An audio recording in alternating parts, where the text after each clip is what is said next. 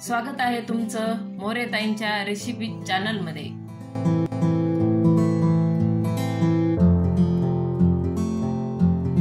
चला तर मग व्हिडिओमध्ये पुढे जाण्याआधी बेल आयकॉन दाबून चॅनलला सबस्क्राइब करा आणि सुरू करा मोरेताईंसोबत आजची ही चवदार रेसिपी बनवायला। नमस्कार मंडळी, आज आपण तोंडी लावण्यासाठी शेंगदाण्याची चटणी करणार आहे। आता आपण त्याचे साहित्य पाहून घेऊ। हे शेंगदाण्याचं कूट मी असं जाडसर कुटून घेतलेलं आहे आणि भाजले पण असे खरपूस भाजले आणि सगळं साल्ट काढून असं जाड शेंगदाण्याचं कूट करून घेतलेलं आहे। मीठ घेतलंय चवीनुसार, चटणी घेतलेली आहे, लसण असा जास्त घेऊन थोडा जाड कुटला, जिरे घेतलेले आणि कढीपत्ता। गॅस पेटून आपण कढई ठेवले, तेल टाकलेले, तेल आपलं गरम झालेलं आहे। आता आपण जिरे टाकून घेऊ।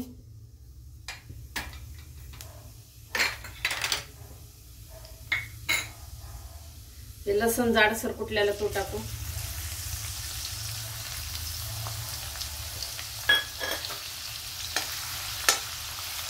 थोडासा कलर बदलेपर्यंत आपण लसणाला परतून घेऊ।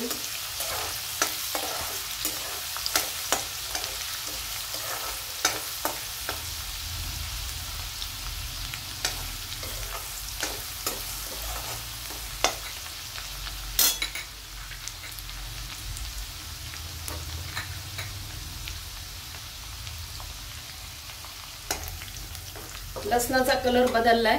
आता आपण कढीपत्ता टाकू आणि कढीपत्त्याला काय केले, असे बारीक बारीक तुकडे केले। याला पण थोडं परतून घेऊ, असा कडकपणा आला पाहिजे कढीपत्त्यामध्ये, कुरकुरीत झाला पाहिजे। कमी गॅस केलेला आहे, त्याच्यावर मी परतून गेले।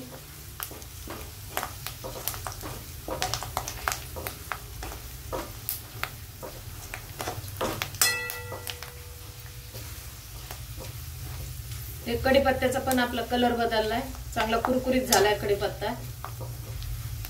आता आपण शेंगदाणे भाजून व्यवस्थित असे चांगले खरपूस भाजून कुटलेले, आता आपण ते टाकू आणि जाडसर कुटलेले हे असं इथपर्यंतच भाजायचं। आता हे शेंगदाण्याचं कूट टाकून घेऊ।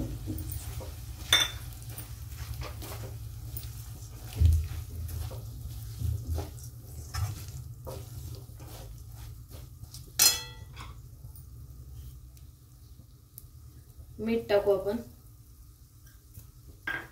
तिखट टाकू, याला पण परतून घेऊ।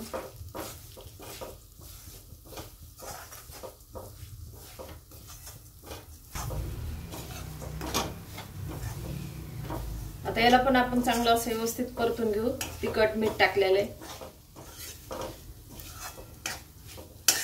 तोंडी लावण्यासाठी पण आहे आणि मुलांच्या डब्याला पण छान सकाळी घाई गडबडीत अशी करून ठेवायची।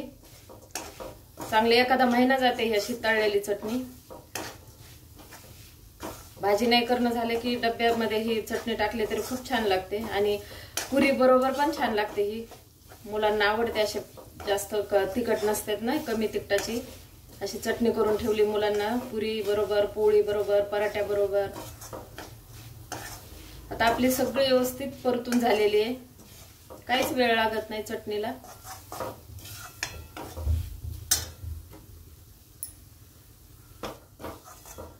आपली चटणी तयार आहे। आता काढून घेऊ। आता आपण गॅस बंद केला, छान झाली, एकदम खरपूस भाजलेले सगळं।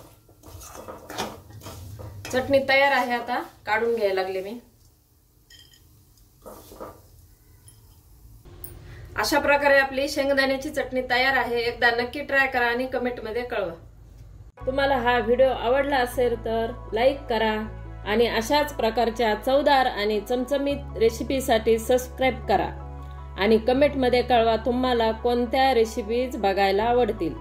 पुन्हा भेटूया एका नवीन रेसिपीसह एका नवीन व्हिडिओमध्ये। धन्यवाद।